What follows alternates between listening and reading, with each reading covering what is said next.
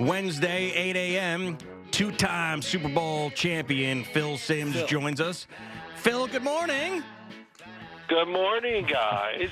I'm glad you remembered this morning. That's very good, nice of you. All right, hey, Boomer, let it go. Get off of it. I can't let it go. You know I can't let it go. The hell happened to you on Friday? Well, you know, I get on there on Fridays with you, say hello, okay, thanks for coming on. Boom, you know, it's that quick. So. Well, it's a 7-minute spot, and we give you all the space you need on a Friday morning. So you're telling me that it's not enough time for you, and you could just forget it and blow it off? Well, no, I just figure I'm just trying to protect myself here a little. You're, you know, bad mouthing me on TV, and I'm attacking you. You know, so that's it. And, you know, I got to hear, you know, Phill every time I come on, and that song, you know, I don't know. I love you, man. You're my best friend. That's why we play that song. It's all good. No complaints. Nobody cares. All right. So I also, I know you did the Giant Cowboy game on Thursday for the radio. I figured you got back late. I did. Probably Friday morning sometime, like 2 a.m., 3 a.m. in the morning. You just could have told us that, you know, look, I'm getting back late. No. I can't do it. Honestly, it just messed me up. I couldn't remember what the hell was going on, and during the day I go, did I even supposed to do the show? Yes. So yeah, we got back late. I got back about 3:15 in the morning. Oh God, that had to be an awful flight back. I'm just picturing both you and Valenti and those two foxes going, where the hell is he? Where is this guy? Yeah. And then I do the yell, so now I got to hear that too. But that was a calm yell, and then so when I yell for him, it's loud. Yeah, I mean, listen, people love that yell. You got to understand that. Like, more people have talked to me about that and said that's like the coolest thing ever, that you're out there calling these foxes. They thought it was great. Okay. Well, you know what? The first thing I said to my wife, I've been out of town for a couple of days or whatever. I came in the house late last night. And first thing I said, hey, how are you doing? Have you been feeding the fox? Was she? Yes, I cooked him a steak and took it out. Of course she did. Of course she did. I really did. I just want to make sure she's taking care of the farm is when I'm gone. Yeah. Perfect. All right, so we're not going to spend too much time on the Jets and Giants because there's other teams. But I watched those. I wanted to talk about how. No, never mind. I won't. Well, I want to get your perspective on this Aaron Rodgers documentary trailer that comes out when he's been the guy who has been the face of this organization the last 2 years. They're 3-8, and now his teammates are watching him with his face painted, doing drugs in a rainforest, floating in a puddle. How is that going to go over in that Jets locker room? You know, I would say it's going to go over well. They'll have a lot of fun with it. Boomer and Gio, you know, that's how locker rooms are. It's something like that. They're going to, make a little fun of some of the stuff they saw. And just a little trailer. I happened to be where I had a chance to see it yesterday, the Aaron Rodgers interview with Pat McAfee. And when I saw what was going on, I said, oh, my gosh, look at that. And just seeing the promo or whatever you want to call it, that got me intrigued. I said, well, hell, I got to watch it. You know, I got to see all this stuff that's going on and what he really does. And yeah, the little painting on the face, everything. It was very unique, and it caught my interest, that's for sure. Well, you know, it's something like you say in your commercial with Balance of Nature. You saw it on TV. You liked the ingredients. And, oh, my gosh, I got to give it a try. And you did. You gave it a try. I'm just wondering if you watch Aaron Rodgers go through this, are you going to give this a try? No, there is absolutely zero chance in my life that I will do any of those things. What I want to do, go hallucinate, and I got enough problems going on here. I don't want to do this. There's just no way. Oh, man, there were times when we were working together. I swear to God, I thought you were hallucinating. Oh, listen to you. Holy Christ. Would you write that down and make sure you said it to me today? No, actually just popped into my brain just now, actually, as you were talking. Yes. You know, so I was talking to a group of people yesterday, and when I got done, somebody asked a question, and the question was this. You know, my son who watches football and loves football, she said he told me that Boomer and Phill, they hate each other. And nothing could be further from the truth. It was really funny, though. how she said it, and she was so convinced. Well, you two get mad at each other on TV. I go, really? I don't think we've ever gotten mad. I might say some things that weren't very nice, but, whatever. But, yeah, People it was do pretty ask funny that, when she though. said it. People ask me that, too. They actually like each other or not like each other. It's funny that people I can't. get it all the time. Yeah, and, of yeah. course, I do all my Boomer stuff when I always say, I walked in the room, people, hey, Boomer's here. And I say certain things. Boomer walks down the middle of an airport in Newark. He's walking ahead of me like 30 yards. And somebody says, hey, Phil. He goes, shut up. I go, Boomer. These people actually think it's me, maybe. I don't know. But yeah, exactly. And that's why I do it that way. Yes, just to put you in a bad I know why light. you do it. Yes, I got it. Hey, yeah, if it's a young kid, and then when you turn to them and go, get away from me, I hate kids. I mean, I don't know. That's over the line. But especially that kid in the wheelchair. Oh, stop it. Stop it. So there's nothing to talk about the Giants. Who's going to be the Giants starting quarterback this week? I want to know that. I have no idea. But I wanted to ask you about the hit on Trevor Lawrence, because there's been a couple quarterbacks that have come out and said that Trevor Lawrence should be culpable for this as well. So what was your take when you saw that play? I thought he slid too late. That was my first thought when I saw it, and I still kind of believe that. It happened so fast. I don't think I ever did slide like that. I don't know if we did it or were allowed to do that back when we played. I can't remember. But it was tough. But I think it was the forearm shot to the head and how violent it was. And, I understand all that. But I know a lot of people have said this, and listen to you guys this morning a little bit, is that, quarterbacks taking it to the limit when they slide, that's one thing which has got to be talked about.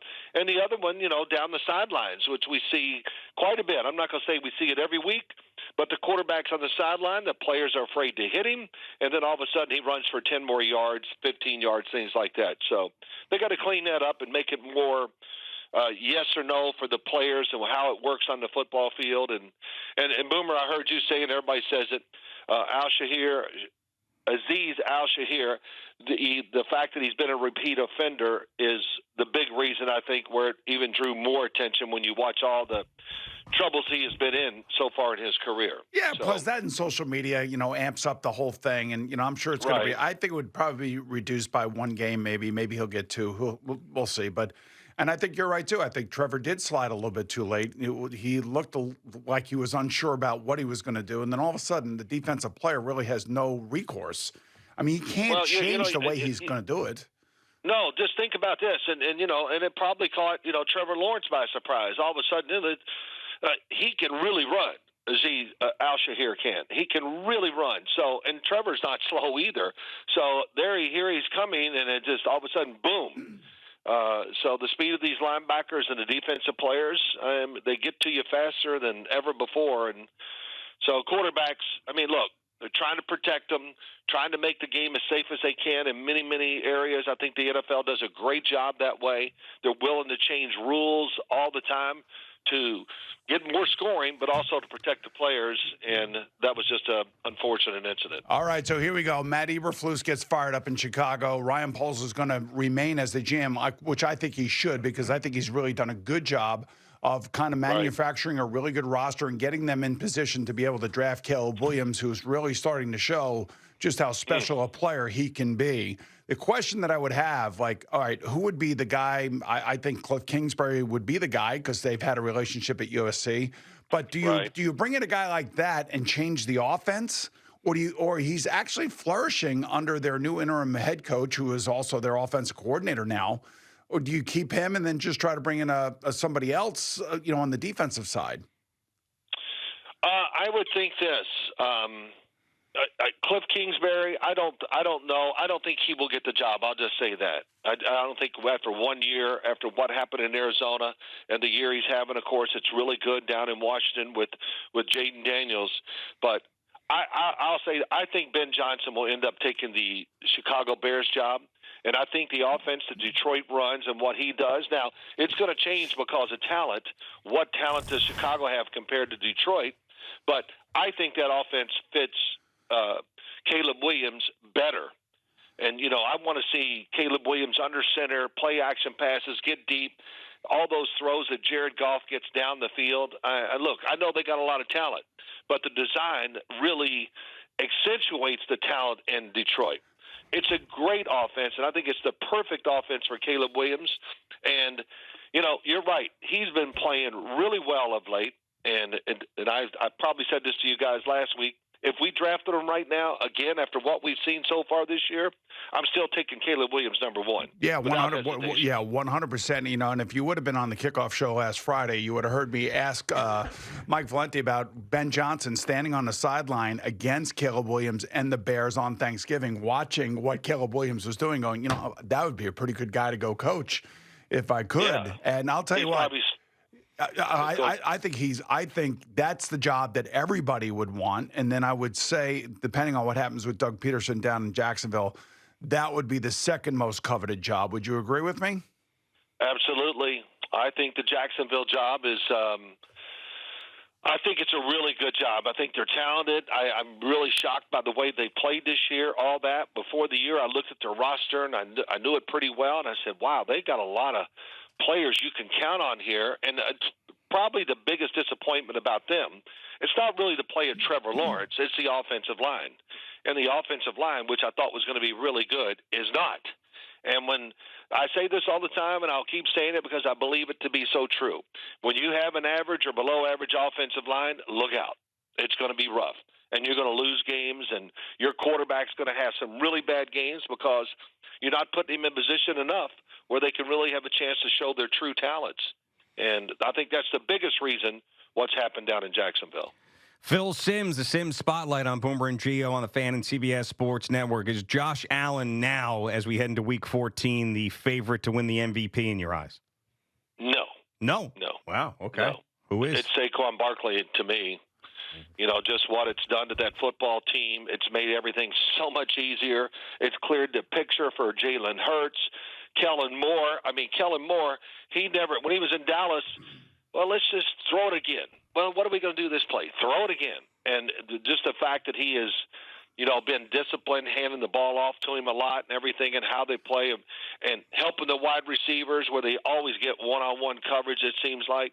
I give it to Saquon Barkley. I mean, it's close, but I think he's had a tremendous, tremendous impact on the football team. And just to make fans here in New York a little mad, take 5 minutes and watch Mekhi Becton play. Oh, my gosh.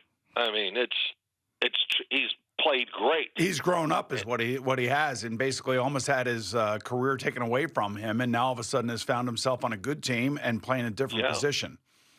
Well, yeah, playing a different position, playing with a team where the offensive line coach really has made guys into tremendous players. But it's just the culture or whatever you want to say. That offensive line, they're like their own little company down there in Philadelphia. They take great pride in what they do. It's the best offensive line in football. And Mekhi Becton, just to be part of it and be coached a different way, it's exciting and it kind of changes your career again. He's probably sitting down there going, damn, why couldn't it have been this way when I first came in the league? Well, for many reasons. But probably the biggest was you were not ready and mature enough to accept what being a professional football player is. But he grew up. I see him down at the training center here over the last couple of years during the offseason. When I see him, I just go, oh, my God, he's ridiculous. He's so big, and he's gotten in shape. So, good for him. He's doing a great job down there. But it would be Saquon Barkley, Gio. All right, so take me through this scenario. You're standing next to John Mara. It's Week 18. The Eagles are playing the Giants. Saquon Barkley breaks the single-season rushing record, and they stop the game to honor him. What is John Mara saying and thinking? He's going to close his eyes. I don't know what. I